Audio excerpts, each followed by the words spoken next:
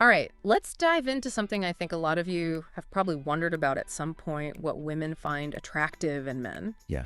And we're going beyond, just what you see on magazine covers or those like top 10 tips lists. Right. We're really trying to dig into like the science and psychology of attraction. And for this deep dive, we're looking at the episode from the Lost Tapes podcast, where they talk about this exact subject. Yeah, it's a fascinating topic. It is. A lot to unpack there. There really is, because I think we all know that attraction, it's not just checking off boxes on a list. Definitely not.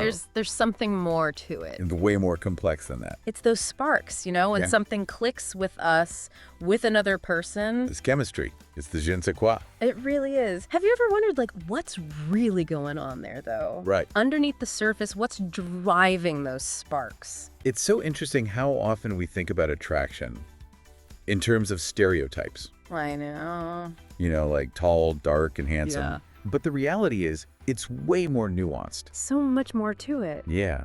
And while, evolutionary psychology definitely has something to say about it. Like, how does that come into play? Yeah, suggesting that certain traits, back in the day, signaled like survival advantages, Oh, interesting. like strength, Right. and being a good provider. Yeah. But really, our individual experiences and cultural norm Yeah. shape what we find attractive today.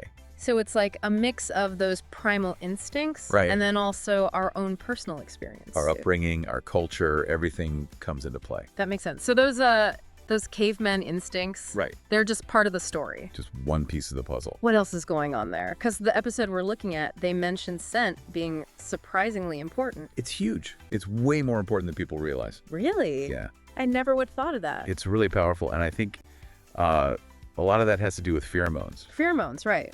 These chemical signals that we're all giving off. Oh, wow. And what's interesting is that they can signal compatibility in our immune systems. Oh, really? Yeah, like the theory suggests that we're subconsciously drawn to scents that indicate a diverse set of genes, Okay. which would, in theory, lead to healthier offspring. So it's not even just about like smelling good. No, You have to smell compatible. it's about smelling compatible. Exactly. That's wild. It's like our noses are playing matchmaker on a biological level. Our noses know before we do. On some level, yeah. Oh, wow. That's fascinating. And think about it, like, have you ever met someone Yeah, and just felt instantly drawn to their smell? definitely. Even if you couldn't explain why. Yes, 100%. It's like this primal thing. It makes you wonder how much is happening that we don't even realize Right. on a subconscious level. Exactly. Okay, so scent, that's one thing. But what about those first impressions that we form? Right. Just based on appearance. Yeah. The episode we're looking at talked a lot about the power of a man's smile. Oh, a smile can be incredibly attractive, Yeah. especially a genuine one. Okay. And, one that shows good dental hygiene. So not just like flashing a smile. No. It has to be genuine. Okay. And think about it from an evolutionary perspective. Okay. A healthy smile signals good overall health, Right. which, again, subconsciously indicates strong genes. So it's like a visual cue. Yeah. That's saying like, hey, I'm healthy. I'd make a great parent. Exactly. But I am curious, is it really just about that grin, Oh, or is okay. there something more to it? There's definitely more to it. It's about the way the smile reflects confidence and warmth. Okay. And that kind of leads into another really key factor in attraction, which is Okay. confidence. Confidence, yeah. But, and this is important, not the arrogant kind. Not cocky. No, not at all. Right. Because the episode really emphasized quiet confidence. That kind of comfort in your own skin. It's like those people that just walk into a room Yes. and they own it without even trying. Without being loud or boastful, Yeah. they just have this presence. That's magnetic. It's magnetic. Yeah. It's because it signals self-assuredness, Right. inner strength. You feel safe around that. You do. Yeah. You subconsciously pick up on that. You think, okay, this person is reliable. Yeah, you feel secure, Secure, yeah, which is definitely appealing. definitely. Okay, so we've got scent, we've got smiles, confidence. Yeah. Where does physique fit into all of this? It can definitely play a role, Okay, but preferences are so varied. of course. Like some people are drawn to a more slender build. Right, Others might like a more muscular physique. sure. But the interesting thing is, it's not always about specific measurements Okay. or, living up to some societal ideal. Not trying to fit into a mold. Ex- Right. And the episode talked about how a man's energy, his overall energy, Yeah. matters more than trying to achieve like the quote-unquote perfect body. It's about owning your body type, Yeah. whatever that may be, Okay. and carrying yourself with confidence. Okay. That confidence and that comfort in your own skin can actually be way more attractive Really? than trying to fit into some mold. Than having the like quote-unquote perfect physique. Yeah, because it shows that you're comfortable with who you are. Interesting. It's funny they even mentioned a deep voice Yeah, being attractive. It's like we're subconsciously drawn to sounds too, it's true. and like what they might represent. Like a deeper voice can be perceived as mature, calming, Okay. which again ties back to that sense of security and stability. Right. It all comes back to that. Makes sense. But it feels like even with all of these physical factors, Yeah. we're still just scratching the surface Oh, absolutely. We're just getting started. of what really creates attraction. Looks, and those first impressions are important. Yeah. But the true foundation of lasting attraction goes much deeper. Deeper. Much deeper. We're talking about emotional intelligence. Okay. Now we're getting into it. And that's where things get really interesting. Can't wait to hear more. Let's dive in. Yeah, it's like we're attracted to the whole package. Yeah. Not just the wrapping paper, but what's inside. And emotional intelligence is really at the core of that. Okay, so when we talk about someone being emotionally intelligent, Yeah. what exactly does that mean? Yeah. And why is it so attractive? Well, think about it this way. Emotional intelligence is the ability to understand and manage your own emotions, Okay. but also Yeah. to recognize and respond to the emotions of others. So it's like you're not just in touch with your own feelings, but you're also aware of how those feelings impact others. Exactly. Yeah. And you can sort of navigate those waters skillfully. Okay, that makes sense. And those skills are incredibly attractive because they signal that someone is capable of forming deep, meaningful connections. Okay. They're more likely to be supportive partners, Right. better communicators. You're not going to be with someone who's emotionally clueless. No, it's important. Right. That's a recipe for disaster. Exactly. Exactly. The episode also mentioned humor being a big factor. Oh, yeah. How does that fit into emotional intelligence? Well, humor is a fantastic indicator of emotional intelligence. Okay. Someone who can make you laugh demonstrates an understanding of social dynamics, Okay. the ability to lighten the mood, Right. willingness to be playful Yeah. and spontaneous. It also shows that they don't take themselves too seriously. And a good sense of humor can really diffuse tension and bring people closer. I'm curious about something, though, because the episode didn't really touch on this, but Yeah. what about, like, the whole bad boy thing? Right? Where, the idea that women are attracted to guys who are a bit rebellious or edgy. A little dangerous. Is there any truth to that? It's an interesting question. I think there are a couple of things at play there. Okay. Sometimes that bad boy image can be a way of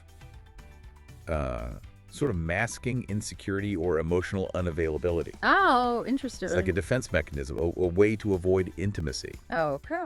But in other cases, it might be about genuine confidence Okay. and a willingness to challenge norms. So it's not about being a jerk. No? It's about that inner confidence, again, Exactly. but expressed in a different way. Yeah, it's about authenticity, Okay. but with an edge. Okay. And that can be attractive because it suggests that someone is independent, Right. self-assured, Uh-huh. not afraid to stand But out. they're comfortable blazing their own trail. Exactly. That can be exciting. And that can be exciting to be around. Okay, so we've talked about emotional intelligence, humor, even a little bit of rebelliousness. Yeah. What about something more practical, Okay. like finances? Because I know the episode didn't mention this, but Yeah. in the real world, Yeah. financial stability is often a factor Of course. in attraction. Yes, a reality. Right.